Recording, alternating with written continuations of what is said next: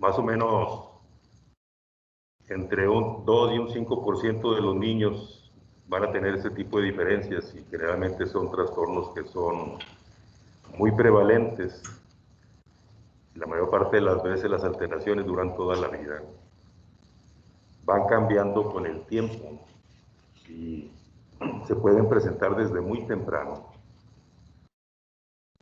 Generalmente los niños medimos la conducta desde que nacen. Empiezan con movimientos, y luego después miradas, y luego después gestos y entonaciones, y luego después señas. Todo eso va haciendo la comunicación sin palabras. Más o menos al año ya hablan una palabra, ya conocen por lo menos una palabra. Muchas veces como al año y medio ya pueden decir hasta 10 o 20 o más, dependiendo de cómo los entrenan. A los 2 años ya hacen frases, a los 3 años ya hacen oraciones. A los 3 años, si están entrenados, ya pueden hacer un relato simple. A los 3 años, que ya tienen la comunicación completa, ya tienen toda la expresión corporal como los adultos donde viven. Ya dicen hasta los mismos chistes. Y a los 5 años, ya tienen conceptos básicos de ética, moral, filosofía y hasta física, ¿verdad? Entonces el desarrollo de esas funciones es muy complejo, pasan a través de la interacción social. Y los niños que vienen diferentes empiezan a dar problemas desde muy temprano. Hay un grupo de niños que desde que nacen ya tienen diferencias importantes en su regulación de la conducta. Regular la conducta es tener como un estado aceptable para interactuar con los demás. Por lo menos tiene que estar quieto, atento, y tiene que tener algo de interacción. Entonces hay niños que desde muy temprano ya son inquietos, inatentos, cambian constantemente de estado de ánimo, son irritables, difíciles de consolar, muy sensibles a cualquier estímulo. La mayor parte de nosotros primero nos ponemos como en estado neutral para ver de qué se trata. Y si no nos interesa, pues a lo mejor ya nos distraemos. Pero algunos niños con cualquier cosita se excitan de más. Por ejemplo, llora de más o se ríe de más. Y nada más que esté fuera del contexto la respuesta, ya hace que sea rara la conducta. Cuando tienen estos niños, tienen muchas dificultades en las rutinas de la vida diaria. Desde que amanece, ya son problemas. Y a la hora que se van a dormir, también son problemas. Entonces dan problemas todo el día. Entonces generalmente no dejan descansar a la familia, no dejan descansar a la mamá. La mayor parte de los bebés que tienen esto son bien chillones. Entonces, como están llorando constantemente y son difíciles de consolar, siempre piensan que es dolor. Y muchas veces se califican de que tienen cólicos. Y muchas veces se le hacen demasiados exámenes y demasiados cambios de dieta porque piensan que son alergias y cosas de esas. Y entonces todo eso va haciendo un estrés de la familia bien intenso y va agravando más la dificultad. Desde el principio se pueden poner reglas para tratar de modificar la conducta. Más o menos a los 3 años que deberían tener la función, porque esta función se va construyendo poco a poco con la interacción social. A los 3 años el niño tiene que lograr una función que se llama autocontrol, y autocontrol es poner atención mínimo 20 minutos, seguir instrucciones complejas que a los 3 años son mínimo de 3 pasos. Seguir las instrucciones, esperar turnos, seguir reglas, medir consecuencias, respetar propiedades y tratar de quedar bien con la gente. Entonces no es tan fácil. Un niño que no tiene esto no puede estar en un grupo. Entonces muchas veces desde la guardería ya se empiezan a quejar del niño, que es terrible, ¿verdad? Cuando llega a los 5, si no ha logrado las funciones de autocontrol, pues no puede estar en el kinder. Y muchos niños que están en la escuela ni siquiera tienen las funciones básicas de autocontrol. Entonces se va haciendo una cadena de alteraciones que van modificando el proceso de aprendizaje del niño. Ya decíamos ahorita que a los 5 años tienen las habilidades estéticas, morales y cosas de esas. Los que no tienen autocontrol, les van a faltar funciones básicas para la vida diaria de independencia. Las rutinas de levantarse, bañarse, vestirse, comer, el juego, son difíciles y eso va agregando más y más problemas. si no tienen una función de juego que sea aceptable para su edad a los 5 años, generalmente le faltan unas funciones que se llaman preacadémicas. Y las funciones preacadémicas es poner atención visual mínimo un minuto en un estímulo que no tiene ninguna importancia. Tener una buena coordinación entre vista y mano, tener buena coordinación motora fina, que es principalmente el uso de los dedos, discriminar direcciones, tener memoria inmediata hasta de 5 o 6 pasos. Entonces todas esas cosas se van quedando atrás y el niño no tiene un buen desarrollo del sistema de la atención. Y de eso es lo que vamos a hablar. No hay ningún estudio que demuestre que tiene un problema del sistema nervioso. Se han hecho muchas cosas de investigaciones en relación al estudio de la imagen del cerebro, pero no se ha encontrado nada que sea específico para todos los pacientes. No se puede demostrar en un electroencefalograma, aunque sí algunos niños, nada más por tener un trastorno del desarrollo, tienen más posibilidades de convulsión, pero no que todos los niños tengan que pasar por un electroencefalograma, porque la mayor parte de las veces confunde o distrae, pero no resuelve nada del diagnóstico. El diagnóstico al final se hace con la conducta y se hace con cuestionarios. Idealmente tiene que afectar la función en 2 ambientes: la familia, la escuela, y rara vez podemos explorar la interacción con los amigos. Eso lo hacen los papás a veces cuando están en una fiesta, por ejemplo. Entonces tiene que afectar por lo menos 2 de los 3 ambientes y tiene que ser muy prolongado, más de 6 meses, los episodios que describen de las alteraciones de la conducta. Entonces así es el diagnóstico y de eso vamos a hablar. Son 3 las características que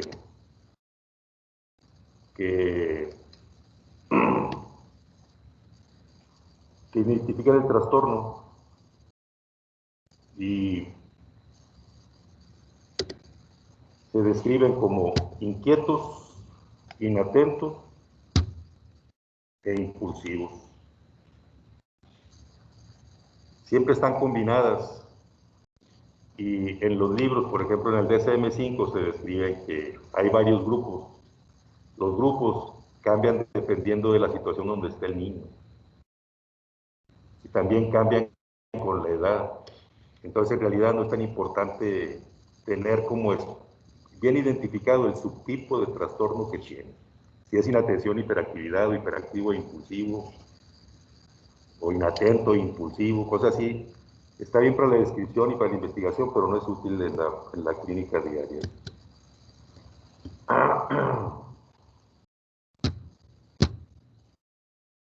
Son, como le digo, unas alteraciones muy frecuentes. Generalmente uno deja más espacio y más libertad a los niños que a las mujeres. Entonces generalmente se ve más en varones. Tiene mucha variación en los síntomas y van cambiando con la edad. Y no hay otra forma de hacer el diagnóstico más que con una descripción de la conducta que hacen los padres y generalmente los maestros. Y lo poquito que se puede ver en una consulta, que una consulta de pediatría normalmente dura como 20 minutos. Se han descrito muchos factores ambientales que pueden tener, relación con las alteraciones de la conducta, como esto de la atención o los niños que tienen problemas de aprendizaje o autismo, cosas de esas. Pero ninguno de estos se ha demostrado que sea específico para alguna de esas patologías. Se ha descrito el plomo, la exposición al alcohol durante el embarazo, el tabaco, las vacunas. Sí se sabe que tiene predisposición genética, pero es multifactorial, entonces no ayuda para mucho el hecho de saber que tiene algo que ver con la herencia. Es más frecuente en los gemelos, cuando uno de ellos tiene alteraciones de la conducta. Se han descrito bastantes alteraciones en todo el sistema nervioso que pueden facilitar o ayudar a provocar el trastorno de la atención.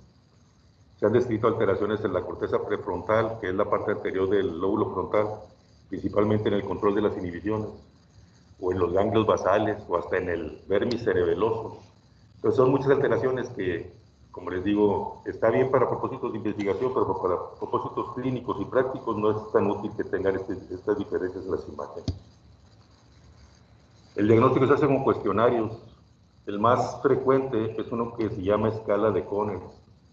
Normalmente las escalas no se califican como de sí y no, sino que se ponen si lo tiene a veces o no lo tiene. Generalmente vienen como de 9 preguntas por cada área y tiene que tener 6 o más de esa área para pensar que tiene de veras un problema, ya sea de atención, de inquieto o de impulsivo. La mayor parte de las veces se eligen las que se describen como a veces o frecuentes, pero la mayor parte de las veces tienen bastantes conductas. Se la da uno a los padres, generalmente al papá y a la mamá, porque cada uno, como tiene estilos disciplinarios diferentes, lo ve muy diferente al mismo niño. Y se evalúa la descripción que hacen los familiares o los que están más cerca, con los que hace la maestra, y debe haber una congruencia aceptable, que sería más o menos como el 80% entre las dos partes, para pensar que de veras es una alteración específica de la conducta, como el déficit de atención. Algunos niños se describen, por ejemplo, que en la casa son terribles y en la escuela son bien portaditos y son unos modelos de conducta. Esos niños en realidad no tienen un problema en la atención, tienen un problema disciplinario. Los problemas disciplinarios son muchísimo más frecuentes que los problemas de la atención. Hacia el tanteo, en un salón de 40 niños, debe haber 2 o 3 que tienen trastornos de la atención y debe haber como un 20% que tiene problemas disciplinarios y a lo mejor como un 60% de esos niños con problemas de aprendizaje. Entonces al final son un chorro de problemas, no nada más de la conducta, sino del aprendizaje en general, los que tenemos una población escolar normal.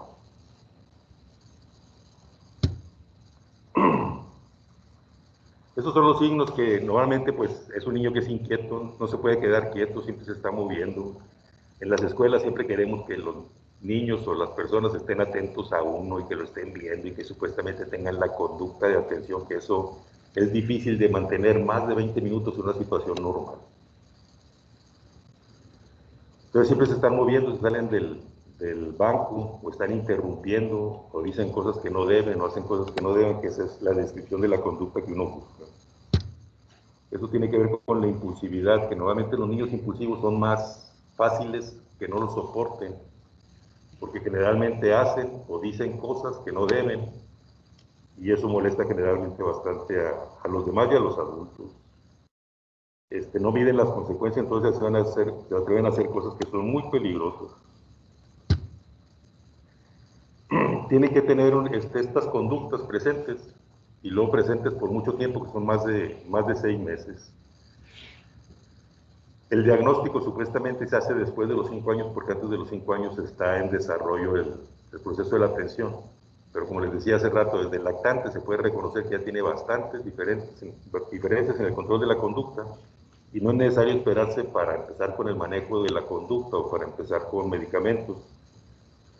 Entonces se tiene que hacer la descripción, y no nomás porque dicen teóricamente que el diagnóstico se hace a los 5, se va uno a esperar hasta los 5 años para iniciar el manejo. Tiene que tener bastantes diferencias en el control de la conducta en 2 ambientes, como habíamos dicho. Y la mayor parte de las veces, cuando son guiados, cuando son regulados y cuando son dirigidos, tienen muy buena función. Y la mayor parte de las veces, el cociente intelectual o el aprendizaje es más o menos aceptable mientras tienen una guía por alguien. Entonces uno puede darse una idea de que de veras tiene habilidades básicas de aprendizaje, que son comunes y normales, siempre y cuando esté dirigido, porque el muchacho no tiene autocontrol para estar guiando su conducta y tener un aprovechamiento escolar aceptable. Y también la otra cosa es que muchos niños que tienen problemas familiares se descompone bastante la conducta como una reacción al trastorno. Entonces, los problemas familiares o los divorcios o los trastornos emocionales o la violencia, pues agrega más dificultades para hacer el diagnóstico a veces, porque eso puede ser muy prevalente o muy persistente en la relación familiar. Y a veces un niño que es más o menos bien portado en un tiempo tiene una situación estresante y se descompone toda la conducta y puede quedar en la categoría clínica, aunque es obvio que lo despertó un trastorno emocional. Esto es lo que le decía de los subtipos, que no es tan importante. Entonces describen hasta 4 o 5 subtipos que nomás ayuda en confundir la situación. Y como les decía ahorita, se puede ver desde muy temprano las conductas de un niño que es irritable. Por ejemplo, si corre el video que sigue, es una niña que tiene 2 años. Desde el principio tiene una conducta que se puede describir como niño difícil, porque es una niña que siempre está chillando y que no duerme bien y que nada más quiere comer lo que ella quiere y que no deja la lactación y cosas así. Entonces, como el año y medio tuvo una atrofia cerebral severa, nada más porque no se hizo la lactación adecuada, nada más por seguirle la conducta a la niña, que si no le dan otra cosa más que vive, llora. Eso produce alteraciones en el desarrollo. Lo que se va a mostrar en el video es la negatividad que tiene, que aparte de ser chillón, irritable, enojón y todo lo demás, se niega a la mayor parte de las cosas que uno le pide. Entonces vamos a ver. Aquí se quedó atrás la marcha, y si se fijan, se intenta hacer que camine y la niña nada más se la pasa llorando, y si se la pasa llorando y no tiene un comportamiento aceptable, pues no se deja caminar, y si no se deja caminar, pues mejor la sientan, y si la sientan, no se desarrolla el proceso de equilibrio, balance y todo lo demás que tiene que ver con la marcha. ¿Vale?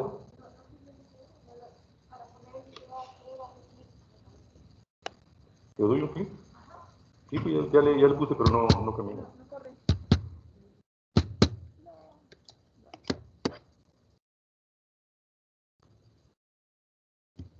Al cabo ni quería.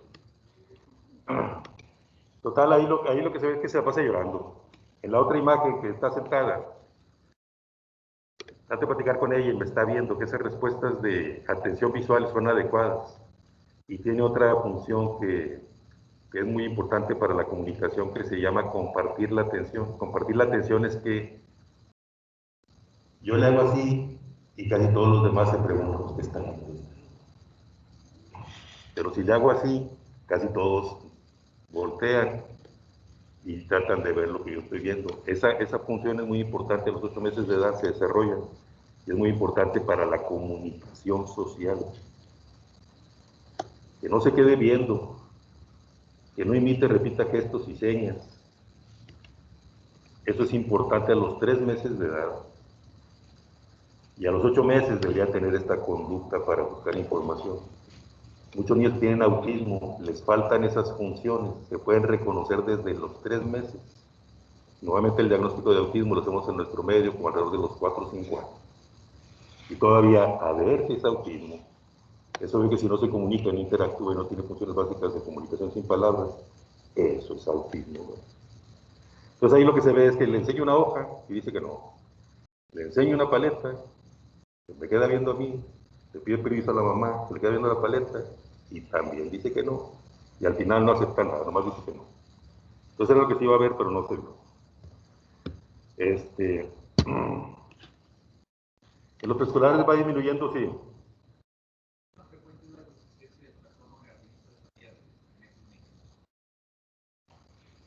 Más o menos como un 25% más o menos tiene ese tipo de conductas asociadas. Tiene el trastorno de la atención y aparte negativista y desafiante. Yo creo que es un 25%, es muy alto la proporción. Y normalmente se empieza a ver desde muy temprano, alrededor de los primeros 2 o 3 años ya se puede empezar a notar bastante esa conducta. Mucho más, porque se necesita entender bastante como el manejo básico de la conducta.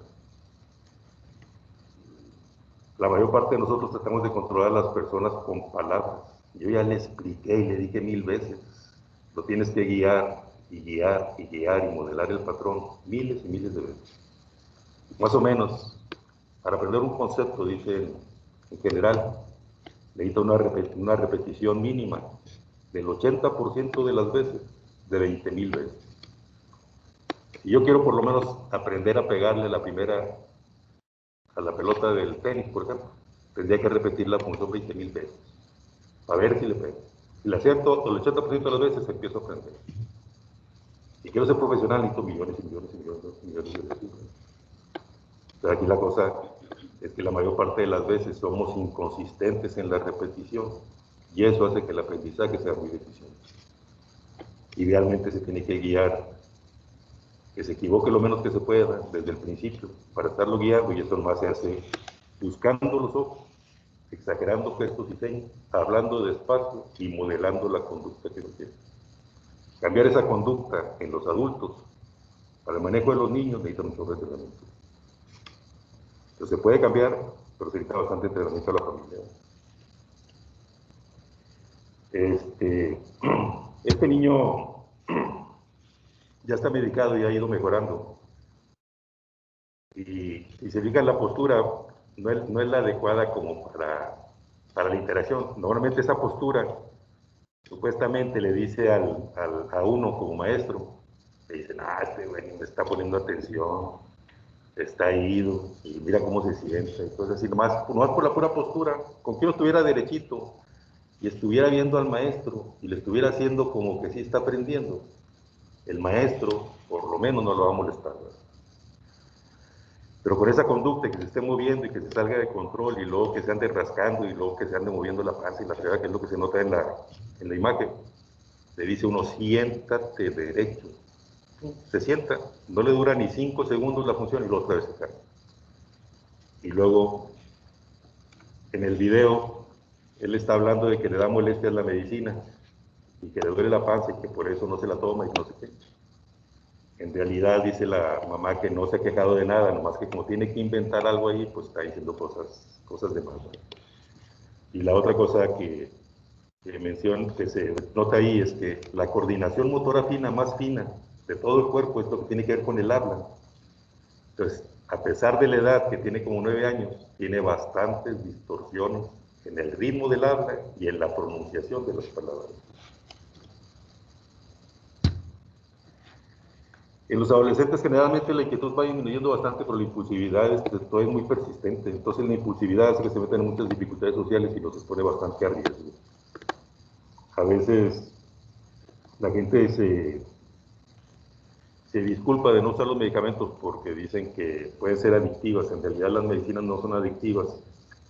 Pasa lo contrario, que se hacen tolerantes a la medicina. Entonces a veces se usa la medicina, funciona por un tiempo y luego pierde efecto y tiene que estar intercalando por otro.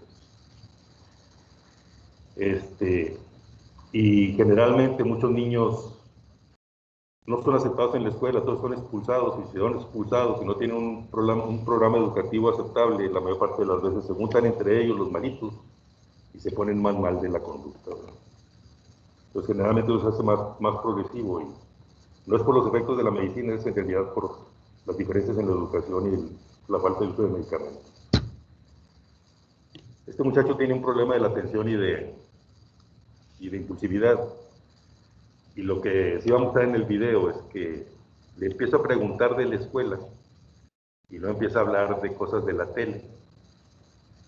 Y luego, por más que insisto en que me diga las cosas de la escuela, se centra otra vez unos segundos y luego cambia de tema.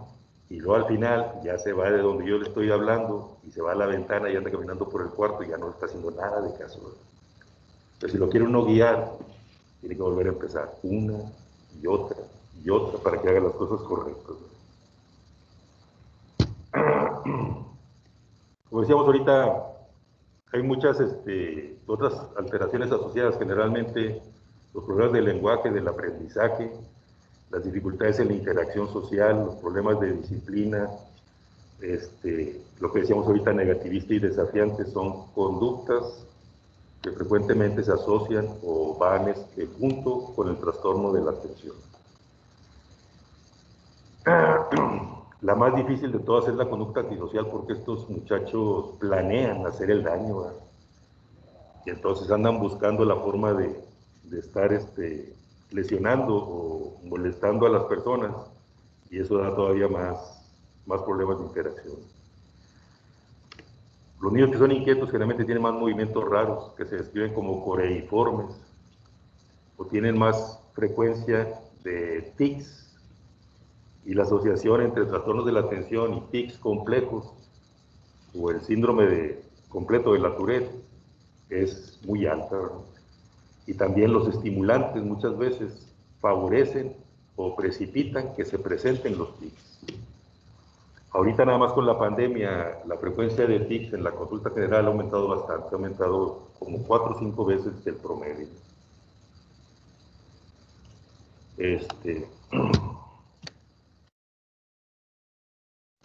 Se maneja generalmente porque tienen afección de dos ambientes y ya las quejas son muy frecuentes. El manejo generalmente es a largo plazo. Hay la idea general de que son demasiados los niños que se medican, pero la percepción de uno como especialista es que son demasiado pocos. De los que tienen el diagnóstico de déficit de atención, probablemente un tercio, probablemente la mitad, reciben medicamentos. Y de esa mitad, yo creo que nada más la otra mitad, ya quedaría como un tercio, un 25%, de veras son consistentes con el manejo a largo plazo. La pregunta más común de la familia cuando se le empieza la medicina es ¿cuándo se le va a quitar? Y se va a quitar, si se quita, cuando tenga funciones básicas de autocontrol, que decíamos ahorita que es poner atención, seguir instrucciones, esperar turnos y reglas. Los medicamentos más comunes son los estimulantes, los otros son antidepresivos.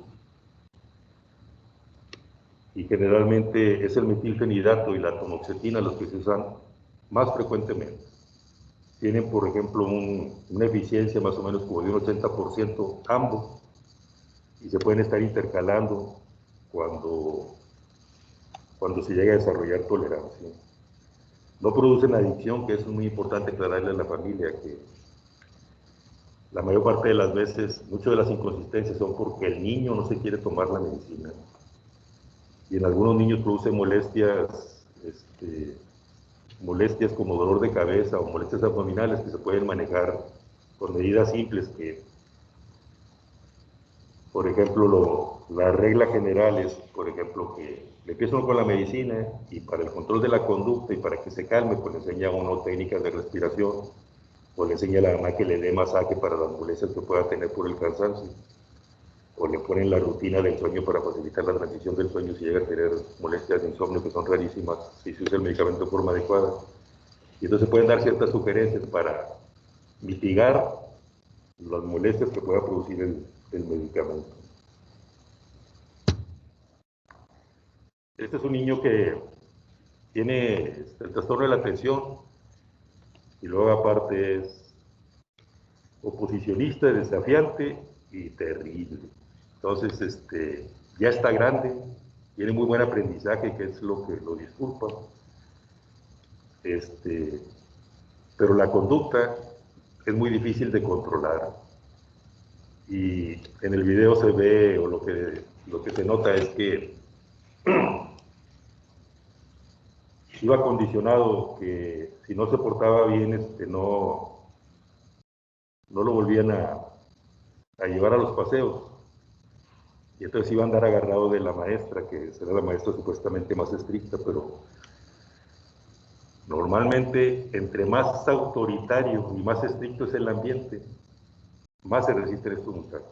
Entonces al final se les escapó, se perdió, desordenó todo el grupo, y ahí de lo que se está quejando es que le habían dicho que se portara bien, y si se portaba bien, aparte de ir al recreo, iba a ir a ver una película, y como no lo llevaron, como se quejaron del paseo que hicieron, y luego aparte como no lo llevaron a la película, se está quejando de lo que no le dieron, no de lo que él hizo. Al final, lo más grave fue que agarró patadas a la maestra que lo encontró. Y esto es lo que hablamos ahorita del tratamiento, que son principalmente estimulantes o antidepresivos. Como estimulante se usa el metilfenidato y como antidepresivo se usa la atomoxetina. El metilfenidato lo bueno que tiene es que el efecto es casi inmediato. Desde la primera dosis se pueden empezar a ver cambios. Los cambios estables o ya consistentes se ven como alrededor de la primera semana.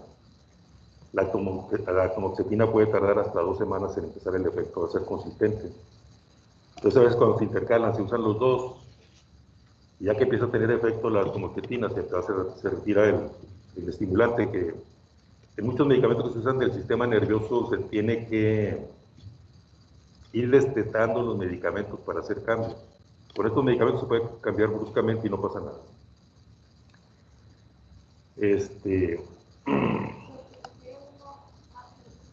¿Cómo? Ahorita, por ejemplo, la población de niños gorditos es como la de los adultos. Más o menos 6, 7 de cada 10 están gorditos. Entonces el problema con la atomoxetina a veces es que aumente el apetito. Entonces prefiere uno el metilfenidato, nada más para no tratar de ponerlos más gorditos. A los que son flaquitos y que no están creciendo, que eso es muy raro, que no crezcan o que no aumentan de peso, le cambian la atomoxetina y ya empiezan a aumentar de peso. Entonces, se tiene que ver eso, pero que uno sea mejor que otro parece que son iguales. El que tiene más tiempo usándose es el metilfenidato. Y parece que, según mi caso, me gusta más, nada más porque es el que está más probado, ¿no? Pero a veces no se dejan usar.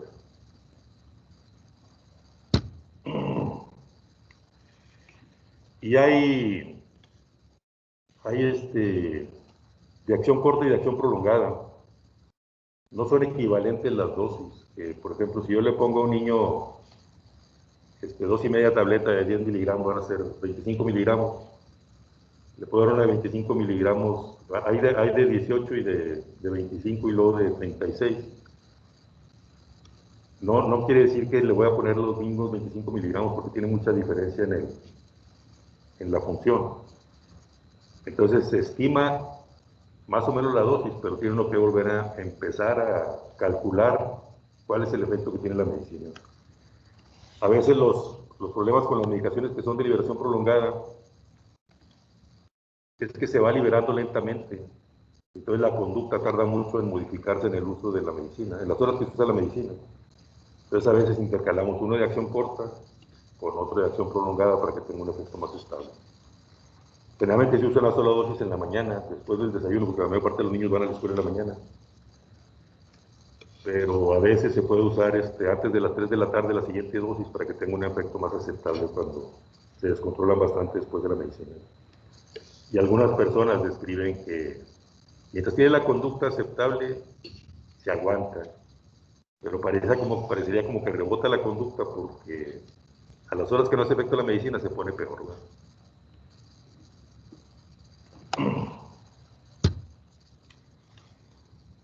Idealmente no se suspende la medicina entre los fines de semana. Se usa cuando los síntomas son muy importantes, están afectando el ambiente. Y se tiene que explicar los efectos adversos que son que son poco frecuentes. Y muchas veces se disculpa que no tomen la medicina porque dicen los papás, es que yo no tomé y mire cómo estoy. No es garantía de que porque ellos le fueron bien a los otros niños le vaya bien, ¿verdad? El otro video era este muchacho que hace una descripción muy bonita del inicio de la migraña. Este muchacho tiene epilepsia, tiene migrañas, los trastornos de la atención y los problemas de aprendizaje. Todos son independientes, no tienen uno que ver con otro. Pero es un artista que estaba bonita el video, que describe primero cómo empieza el dolor y luego se le va el avión y ya empieza a hablar de su papá y luego ya empieza a hacer chistes. Entonces era lo interesante del video.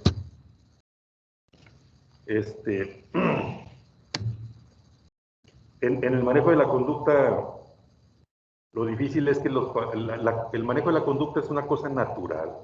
Se describe el manejo de la conducta, o la descripción básica del manejo de conducta simple, empieza con manejo de animales y cosas de esas, los experimentos de Pavlov y cosas así. Y entonces se tiene que hacer demasiado simple el manejo entre más problemas tiene la conducta. Y normalmente uno maneja a los niños como se ve, entonces se ve grandote y lo maneja como si entendiera nomás porque está grande. Las medidas más simples, ya habíamos dicho ahorita que es, primero, buscar los ojos para ver si pone atención, asegurarse de que está viendo, exagerar gestos y señas, dar la descripción simple de lo que uno quiere, y no tratar de modelarlo y hacer que se cumpla en ese momento, para ver si se repite la función lo mejor que se pueda. Como el niño tiene muchas diferencias de la conducta, está difícil estarlo estimulando por cosas que hace más o menos. Entonces tengo que estar pendiente de eso, porque parece que al final lo más difícil de lograr es que tenga una autoestima adecuada. La mayor parte de los niños son muy atrevidos y muy en los primeros años, pero después con todos los rechazos sociales empiezan a poner depresivos y los agregan otras movilidades emocionales a largo plazo.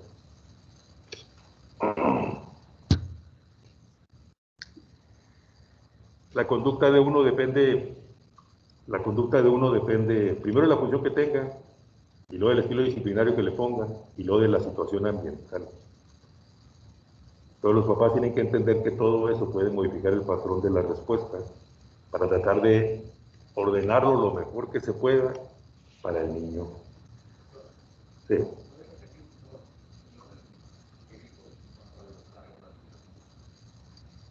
Sí, por ejemplo, es primero la función de uno.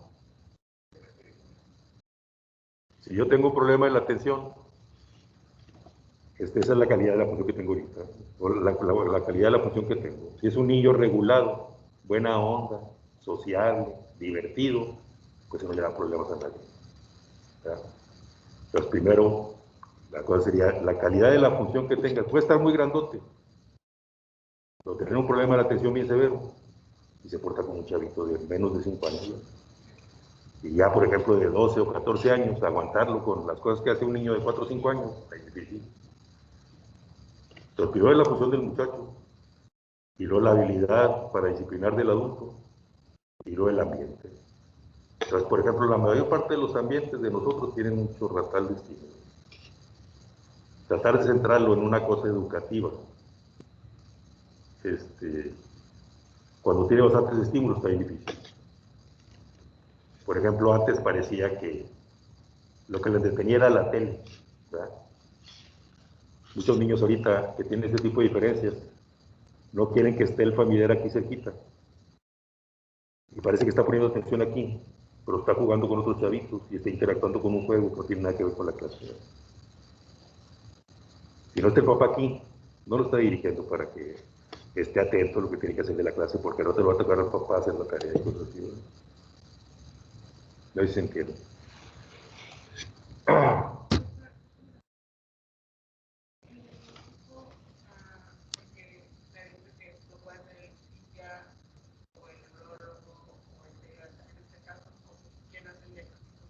Cualquiera. La mayor parte de las veces las quejas son más fuera de casa. O aquí sería que a un niño que tiene problemas, la familia ya está como adaptada a ese problema y lo ve como normal. Pero en la escuela no lo acepta. Y a la hora que se hace la descripción, se empiezan a dar cuenta de que en realidad sí tienen problemas en la casa y en la escuela.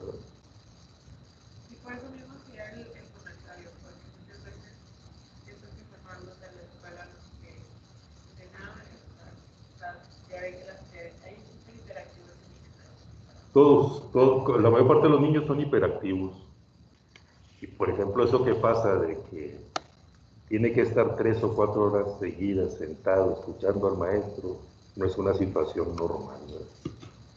La mayor parte de nosotros nos educamos a estar sentados y viendo al maestro y estar ahí esperando a que se acabe y empiece el recreo.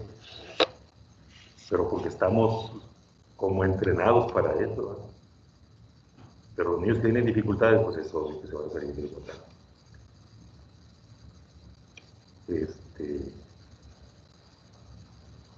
Por ejemplo, hay niños que tienen la conducta posicionista y desafiante y la gente dice, es que mire, esa conducta ni siquiera la había tenido en la casa, porque ya los papás le siguen cualquier cosa. El niño no quiere ir a la escuela, pues que no vaya, no quiere hacer la tarea, pues que no la haga, quiere nomás estar viendo la tele y comiendo ahí en la tele, pues que coma, con tal de no meterse en más problemas, ¿verdad? Entonces, a la hora que lo exploras y estás platicando con el niño y le estás discutiendo las cosas que hace, se descomponen bastante. Y a la hora que haces eso, la mayor parte de la gente dice, es que en la casa nunca había hecho eso. Pues no, ya no te manejan con pincitas y hace lo que le da su gana y ven autoritario, pero se porta muy bien en la casa. Muy bien porque no hace nada de lo que le corresponde, da mal que él quiere. Ya el último niño es un muchacho que ya está grande también, tiene 7 años. Y lo que se nota ahí es que lo estoy poniendo a caminar por la raya y hace bastantes movimientos accesorios para caminar por la rayita, cuando debería ser más o menos la misma eficiencia que tiene uno. Y entonces esas diferencias, nada más, si tiene esas diferencias de la coordinación motora gruesa, tiene bastantes diferencias en la pronunciación y en el uso de la coordinación de mano y dedo, y bastantes diferencias en todo lo que tiene que ver con papel y lápiz. Entonces todo eso agrega bastantes dificultades en el proceso de aprendizaje, porque la mayor parte de nuestro medio no es ver que sabes, que demuestre que tiene funciones básicas de papel y lápiz y de memoria. Pero si no tienen estos tipos de cosas, casi todo lo de papel y lápiz sale muy mal. Muy bien, yo creo que en conclusión es una descripción de la conducta, tiene que ver con inatento, inquieto, impulsivo, tiene que ser crónico y la mayor parte de las veces es muy prevalente, va cambiando con el tiempo y los medicamentos que se usan generalmente modifican parte del patrón. Casi siempre es la combinación de la educación y el uso de los medicamentos lo que ayuda a resolver o mitigar el problema. Muy bien, muchas gracias. Sí. ¿Cuál es la tarea que nos llevamos los médicos de la práctica privada en cuanto a estos asuntos? La segunda pregunta es, en el adulto, ¿cuándo deberíamos buscar que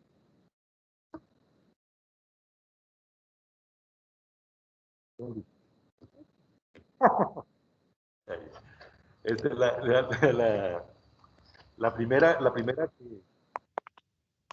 que las cosas del desarrollo no las trata uno en una consulta ni conferencia.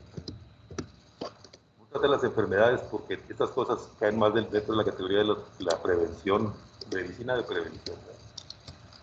Pero la mayor parte de las veces se sabe como muy superficial lo que tiene que ver con estos temas. Por eso le insisto incluirlas en el programa. Y si se fijan, se incluyen en el programa, lo ven una sola ocasión y ya no lo vuelven a revisar. Entonces, la idea sería más informarse. Y ahorita lo bueno es que la información sale de volada en Internet. Entonces uno busca los criterios del DSM-5, por ejemplo, o busca la evaluación de la conducta y salen las pruebas más comunes, que la más común se llama CONOS, la otra se llama Vanderbilt.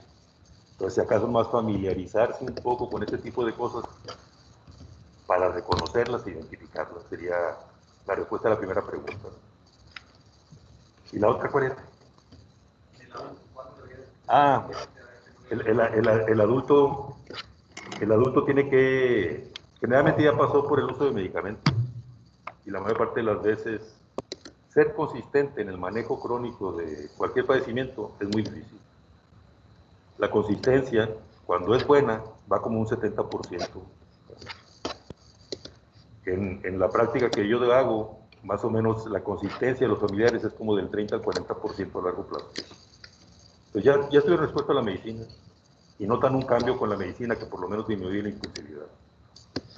Cuando son impulsivos, normalmente están cambiando de relaciones sociales, están cambiando de trabajo o provocan que los suspendan y están intercalando trabajos. Se pueden ir por el lado bueno y ser muy impulsivo, muy atrevido, muy aventado. Por ejemplo, si estuviera en el área de ventas y es atrevido, aventado y sociable, pues a lo mejor le va a ir por el lado bueno. Pero eso es lo menos frecuente.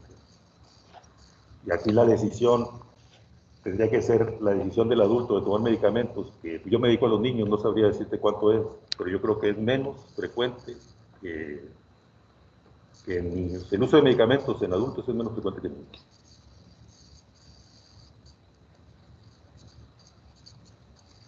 No quedó claro.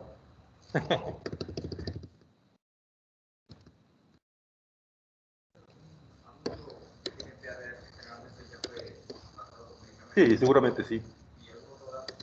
¿Mande?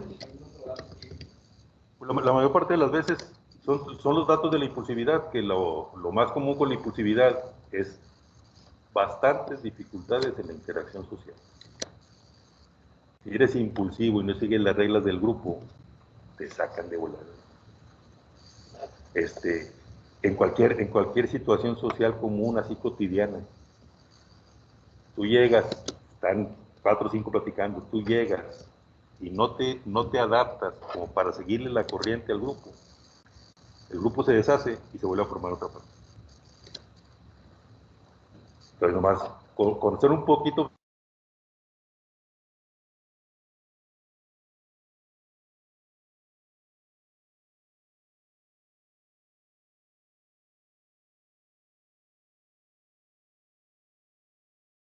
la descripción de la impulsividad así en forma cotidiana.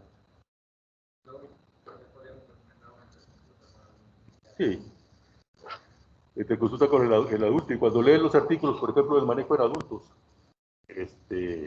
la frecuencia de uso de, ¿cómo te diré?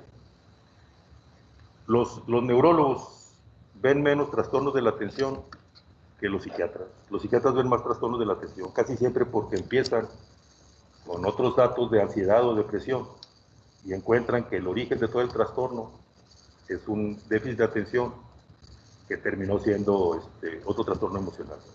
Entonces los psiquiatras son los que más manejan, yo creo, que el trastorno de la atención en adultos. Muy bien, muchas gracias.